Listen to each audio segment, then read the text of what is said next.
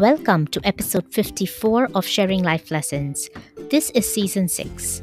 We are one spirit, one soul, and together we are creating a library of stories and life lessons. I am your host Hamidah, and I want to bring you stories because stories inspire, stories teach, and stories heal.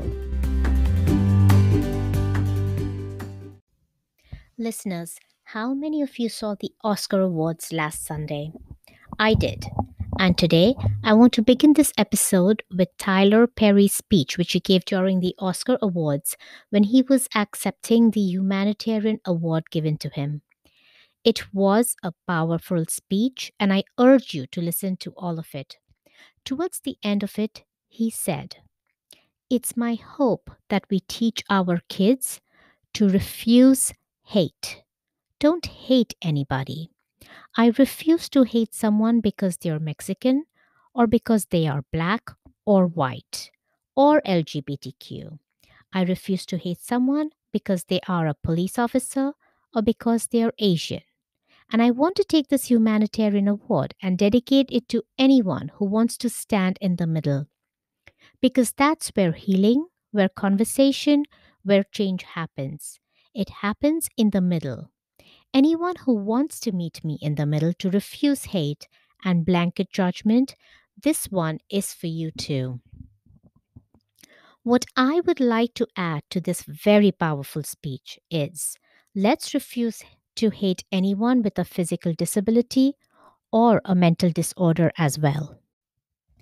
I have already published 2 previous episodes on mental illness, and in it, we expressed a desire to destigmatize mental illness in our society. If that is what we are striving for, then first we need to learn about these disorders. Who better to learn it from than someone who was diagnosed with it and continues to live with it every day of her life? Before we start the interview, I want to let the listeners know that Colleen has a slight speech impediment, and so you may need to either listen closely or increase the volume. Colleen explains her speech impediment to us towards the end of the interview. I thank her immensely for bravely coming forward to talk to us. Everyone, please welcome Colleen Moore. Hello, Colleen. Welcome to Sharing Life Lessons. It is so good to have you on the show. Ours was a chance meeting. You and I were in this one meeting together one evening, and you started talking about your schizophrenic tendencies, and you said some things that really told me how little all of us know about this mental illness. And so I offered for you to come to the show and be a guest, and you kindly accepted. So thank you for that. It's a pleasure to be here. Colleen, can you start us off by telling us something about yourself, please? Yes, my name is Colleen Moore, and at the age of 16, after many years of no answers about my mental health, I got diagnosed with a type of schizophrenia known as schizoaffective disorder, along with some other mental illnesses. Despite this, and with a lot of help from friends and family, I graduated college with an associate's degree in digital media focused on animation. I currently freelance working in digital media. I went through many hardships to get where I am and was told in high school by a professional that I would never amount to anything. I'm here to share my story and my lesson of don't let anyone else write your story. That is such a good lesson to start us off with, Colleen. But now, can you tell us all about how you found out you had this schizophrenic tendencies? And I know that dates back when you were 16. Yes, actually, I found out because my mom sent us to a family therapist. And I remember going in there and I just laid it all on the table for her. I was like, I have these hallucinations and I see things and I hear voices that aren't there. I'm like, I don't know what it is, but, and I remember I took AP psychology, which is a college level course they give you in high school. And I remember reading about schizophrenia and being like, yeah, that sounds kind of like me. And to be diagnosed with it was a relief. And I remember just a couple months after that, in my AP psychology class, they had somebody come in that was an expert on mental illnesses. And I remember asking, well, what is the outcome of a schizophrenic person having a successful life? And they told me, they were like, yeah, schizophrenics don't have successful lives. I didn't want to just be another statistic. And I had it in my head that I was going to try and have as normal, I guess you could say, as a life as I could, even though I had this mental illness. I wanted to be better than just another person they just throw to the side. And there was a lot of things that contributed to wanting to prove a lot of people wrong that contributed to where I am today.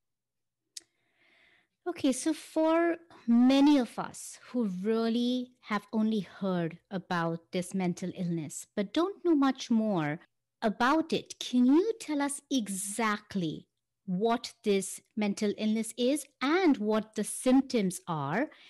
And you, as a person who is going through this, what really happens when you say, I hear voices? Well, like for me, it's very weird because I'll be somewhat all by myself and I can still hear 1,000 people like I'm in a crowded room. I have a lot of voices in my head at any given time. And people are like, "Oh yeah, I have voices too. They talk to me. It's your conscience. It's not the same. It's very much you can tell that the voices is not yours when it's not thoughts that you would want to think." Okay, so Like, what are they telling you? Tell us a few things that these voices are telling you. like they'll tell me that it doesn't matter, nothing I do is good enough. Like they're very mean and they just beat you down. Mm-hmm. It's hard because it's hard to explain to people who don't have it because it's hard to imagine. It's like somebody else is invading your brain. Are these males? Are these females? How does this go? That varies by case, to be honest with you.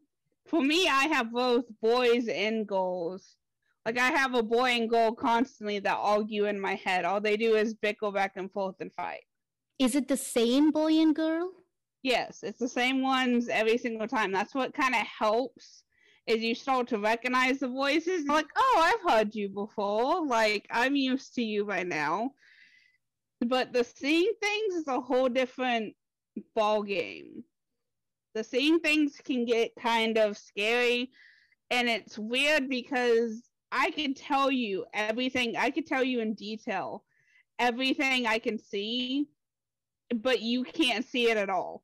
And it's so real to me, but to normal people, it's just like, why are you freaking out? There's nothing there. Because a lot of times when I hallucinate things coming out of the darkness and trying to get me, like monsters or people that in my past that I feel like they'll come after me, stuff like that. It's just constant being afraid of certain situations because you feel like you're going to see something there and you don't want to see that. So when I was little, I used to be afraid of the dark too. And when I used to be afraid of the dark, my dad helped me out. We had this home. It had 5 rooms in it. And my dad would shut out all of the lights in the house. He would be on the other side of the house, and the kitchen was on the extreme side of the house. And he would sit at the other extreme side of the kitchen and say, "Okay, Hamidah, I'd really like to have an apple. Can you please go get an apple for me from the refrigerator?" And being that he's my dad and I loved him so much, I would never, never not want to give him what he wants. And so I would dart in the dark all the way into the kitchen and quickly open up the refrigerator because then that gave some light, right? The refrigerator has light. And I grabbed an apple from it and then I would say, "All right, 1, 2, 3, close the door and dart back." And I think that exercise really, really helped me to not be afraid of the dark. So Why I'm telling you this story is because I used to be afraid of the dark as well. Why is yours different? It's because for me, it's not the dark that I fear. I've gotten used to being in the dark, even though I've developed copingisms. It's the things that I see and the fact that if left with nothing but darkness, I will start feeling things. Like I've felt bugs crawling under my skin, and I've felt like things touching me and there'll be nothing there. I'll feel something yank at me and there'll be nothing there. I'll get like sleep paralysis because I've had episodes of sleep paralysis before where I wake up from a nightmare and I'm still in it. If I'm in the darkness, it makes it that much harder to deal with it because I see things out of the dark too. Like I'll be walking and I'll think I'll see something, but I have to keep going because I can't freak out over every little thing you see, and it makes you mistrust yourself. Do you see anything happy? Or do you hear anything happy? Or is it always not happy stuff? Uh, Most of the time it's not happy stuff. I've had voices come and go because with schizoaffective disorder, you have episodes of mania where you're just very happy, very upbeat, you don't sleep, you're full of energy all the time, you feel like your life is going 100% great. But the problem with that is the mania ends and you crash so hard and everything hits you at one time. And it's a lot. The last time I had a really bad mania episode, I ended up in the mental hospital for a week because when I crashed so hard that I literally told my doctor, I was like, you need to either put me in the mental hospital or I think something bad's going to happen. Because I was just so down after because I was seeing things all the time. I was hearing voices all the time. And sometimes it's voices that you recognize too. Like when I was younger, I used to run into the living room all the way from the other side of the house. My mom would be like, what's wrong? And I'm like, you called me. And she's like, no, I didn't. I really didn't. Mm-hmm. Okay. And when you say put me in the mental hospital or something really bad's going to happen, are you saying you would harm yourself? Yeah, it's usually always harming myself. I'm not a danger to anybody else. I've never thought about harming anybody else.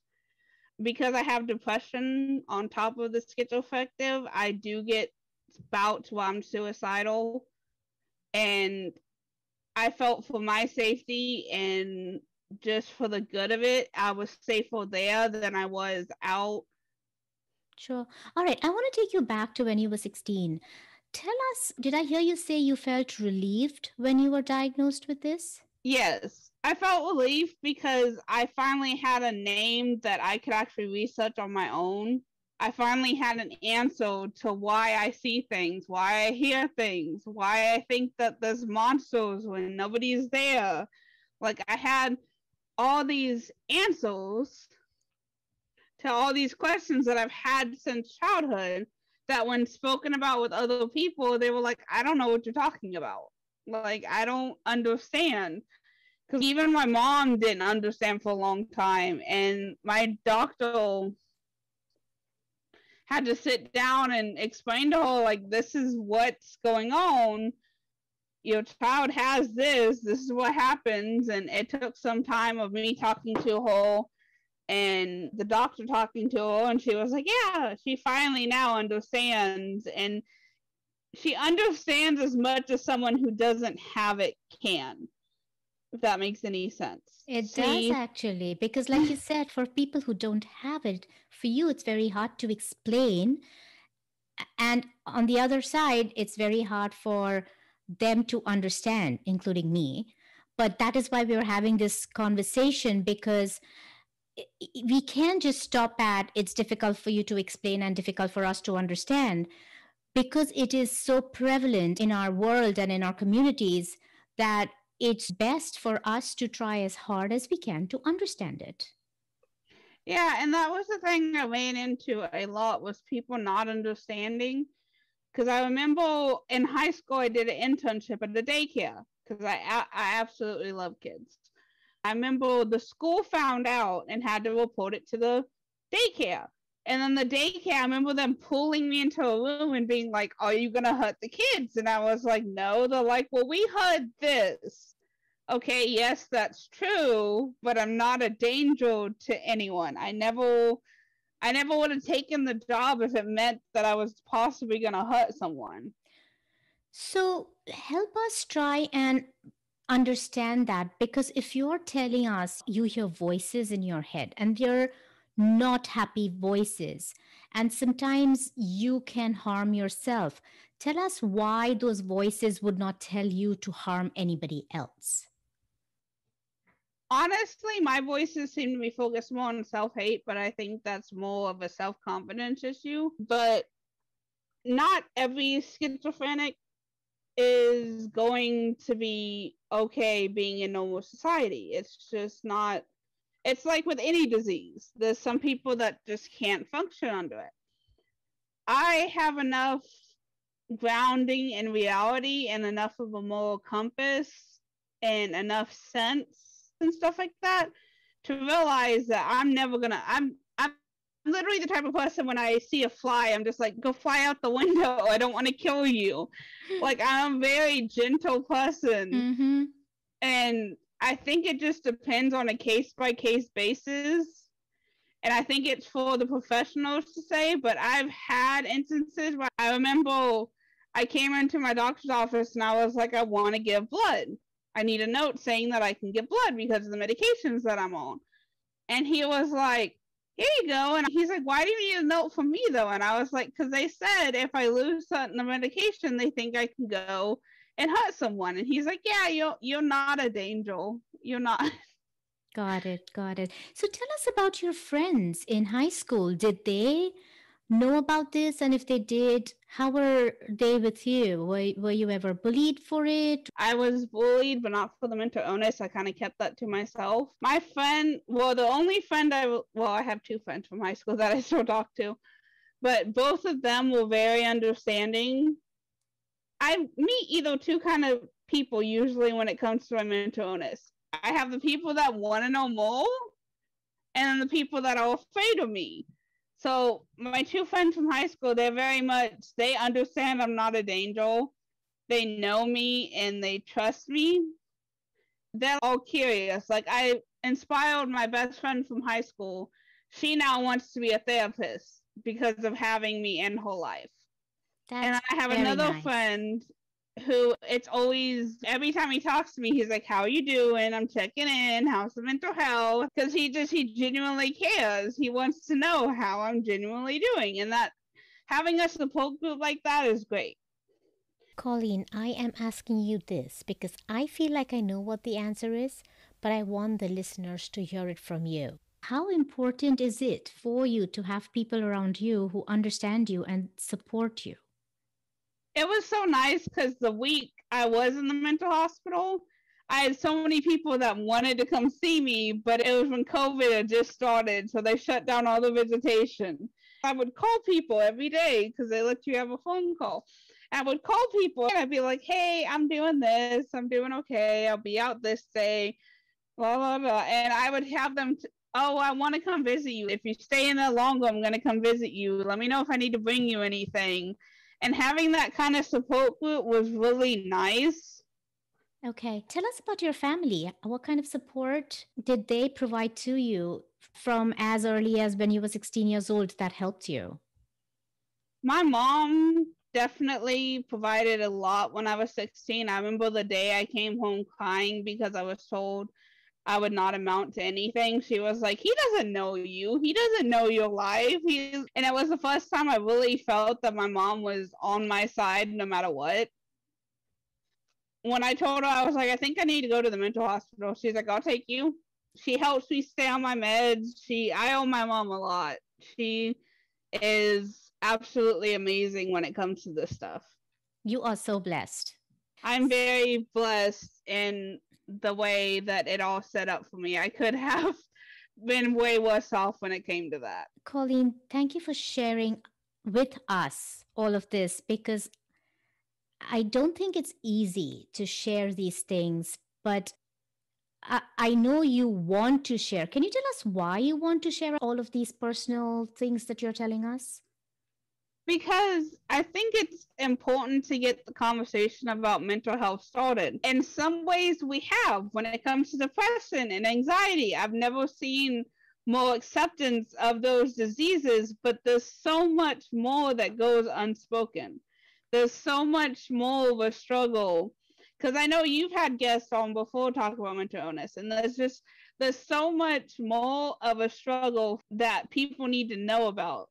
And honestly, part of me is also because I don't want future generations to be discriminated against. Mm-hmm. Because I remember when I was young and telling people, even now, I just get it out of the way. I'm like, hey, I have mental illnesses. Is that going to be a problem? Because Mm-hmm. it's just easier than it coming up later and losing people. And like I said, I get one or two reactions. Oh, that's cool. Let me know more. All I get, I'm scared of you. And there's nothing to be scared of. Tell us what life lessons you've learned along the way that you can share with the listeners. I've learned not to let, like I said, don't let anybody write your story. I've learned that you can make your life whatever you want it to be if you have the right support and you do the things you need to do to get better. It's still an ongoing battle for me. I have to keep on top of my medicine. I do meditations daily. I have to do the stuff that I have to do to keep my mind right so that way I can continue living my best life. I could have very well just laid down when that person in high school said, "You're never going to amount to anything." I could have just been like, okay, I'm never going to amount to anything. I'm going to go ahead and give up. But I don't want anybody to write the story that is my life. I love that. I love that. What I also want you to tell the listeners is if they come across someone in their lives, it could be family members, it could be friends, it could be co workers who are going through what you are going through. Tell us how we can help them or support them. It's very much of just be there for them and listen to them. Just be there for them and listen to them. But if you truly believe that somebody's going to be a danger, I believe you should reach out to a professional for it. But first, just listen to them and hear what they're trying to tell you. Because I know it took a long time for me to find friends that I can literally just be like, hey, can we talk? And they're like, yeah, what do you need? It takes a while to find the right ones, but really, the best advice I can give is just be there for them. Colleen, one other thing I want to ask you is that I know there is a speech impediment that you're experiencing. Does that have anything to do with the mental illness or it's two separate things? It seems to be two separate things. We've never quite gotten a diagnosis on that. When I was younger, I would talk really, really fast to the point I basically had my own language, and my best friend was my translator. So I was in speech therapy for a long time. So this is just how it turned out. Okay, okay. It is so precious that your friend was your translator. It feels good to hear that you're surrounded by so many good friends, family members like your mom. I'm sure that has made your life so much easier. Yes, it definitely has. My friend and my mom were a big part of my life. I wouldn't be here without them. I bet. I am so indebted to those who are coming out in my show and talking about mental illness because, like you said, we all need to at least start the conversation. We have a long way to go to do much more than that, but at least if we all start talking about it and it is not a stigmatized conversation in society, then we've all played a part. Colleen, thank you so much for being on Sharing Life Lessons. It was great to have you. Thank you so much. Listeners, as you could tell, whatever Colleen told us came straight from her heart. When I asked Colleen why she wants to talk about such a personal matter, she said, and I paraphrase, because I think it's important to get the conversation about mental health started. And some ways we have, but there is so much more that goes unspoken. there's so much more of a struggle that people need to know about. Part of me is also because I don't want future generations to be discriminated against. Now, this is something I have heard from all my guests who have come out and openly talked about their mental illnesses. Nikki, of Chinese descent, a 25-year-old, spoke about her depression and suicidal tendencies in episode number 6 in March of 2020. She not only was candid, but was very well spoken. Next was Nisan, a 22-year-old from Turkey, in episode number 49, who boldly spoke about her struggles with mental illness and bipolar disorder. And now, in episode number 54, we have Colleen, who bravely talked about her schizophrenic tendencies. Each of them are young, and the younger generation wants us to not only start talking about mental illnesses, but also get knowledgeable enough about them so we can start accepting those who suffer from them into the main fold of society. Also, understanding the illnesses will help us move away from myths such as all schizophrenics are a danger to society or mental illness is strictly genetic, etc., etc. If we accept them for who they are, then with our support, they will be able to manage their disorders better. This way, they won't have to deal with the fear of being bullied in school, or being perceived as inferior at work, or looked upon as a danger to society. So I call upon each one of us to do our part in this matter. In the end, as always, here are my key takeaways from Colleen's message to us. 1. Let's start openly talking about mental illnesses like we are doing today, so that the future generation are not discriminated against. 2. If you know someone who is suffering from mental disorder, then listen to them. Hear what they're trying to tell you and be there for them. If you think they are going to harm themselves or others, then get professional help. And lastly, don't let anybody write your story. You can make your life whatever you want it to be. This brings us to the end of this episode. I will bring you another episode of Sharing Life Lessons next Wednesday. Until then, be happy, be safe, and be well.